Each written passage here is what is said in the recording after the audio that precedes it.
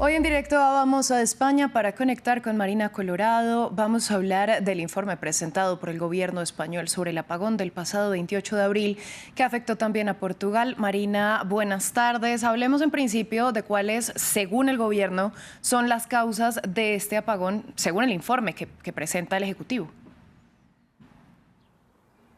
Sí, pues por lo pronto lo que dicen es que se descarta que haya habido un ciberataque en cualquiera de los niveles, es decir, tanto a nivel de la operadora del sistema de red eléctrica de España, algo que ya había descartado la propia empresa en parte pública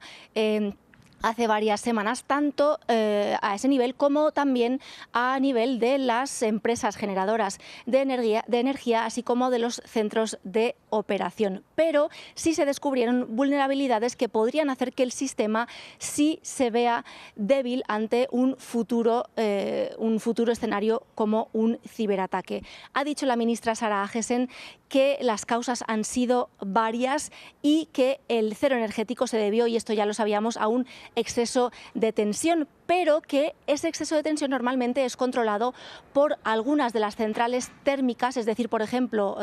que funcionan con gas natural, para absorber parte de ese exceso de tensión. Sin embargo, dijo que precisamente esas empresas, esas generadoras, no habían sido calculadas de manera correcta por el operador del sistema, es decir, por Red Eléctrica no había calculado con suficiencia cuántas tenían que estar operativas para poder absorber esa cantidad de tensión excesiva en las horas centrales del día. También, además, a esa falta de capacidad para regular la tensión eléctrica se añadió que algunos de los grupos de generación que recibieron dinero precisamente para controlar ese tipo de subidas de tensión o de oscilaciones no lo hicieron como se esperaba. La tensión entonces aumentó de manera descontrolada y las plantas se fueron desconectando una a una para protegerse por ese exceso de tensión. Sin embargo, algunas de estas plantas lo hicieron de manera indebida y eso supuso el colapso de todas las redes en la península ibérica. En el informe todos los datos están anonimizados, aunque las personas que han elaborado este informe sí conocen en qué centrales y a qué empresas corresponden cada central. Empresas que van a ser realmente 4, Iberdrola, Naturgy, Endesa o EDP, que son las mayoritarias en España. La ministra con este informe lo que dice es que, como se decía por algunas partes o algunos sectores críticos con las energías renovables, es que realmente el problema no estuvo en las energías renovables y en la penetración que éstas tienen en la red eléctrica española, sino un error de previsión del poder de control del exceso de tensión y algunas desconexiones que se hicieron de manera indebida que causaron ese apagón total. Marina, ¿hablaron también de medidas a tomar para que no se repita un hecho similar? Sí, conoceremos más detalles de estas medidas la semana que viene, el martes que viene, en el Consejo de Ministros, en el que se aprobará un paquete con estas medidas, pero la ministra Sara Agesen ha adelantado algunas de ellas. La más importante y algo que se ha venido repitiendo desde ese infame 28 de abril es aumentar las interconexiones de España y de Portugal con el resto de Europa, porque recordemos que la península ibérica es una isla energética, es decir, tiene menos de un 3% de conexiones energéticas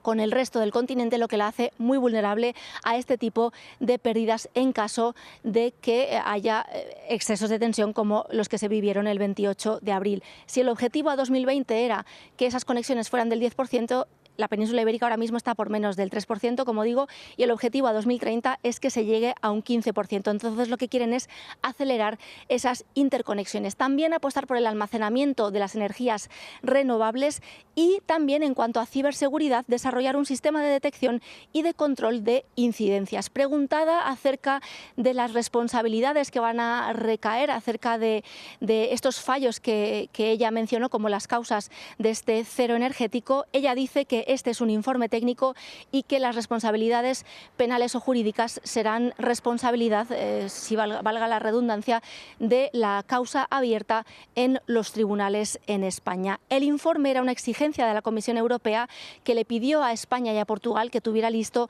antes de 3 meses desde ese día del apagón.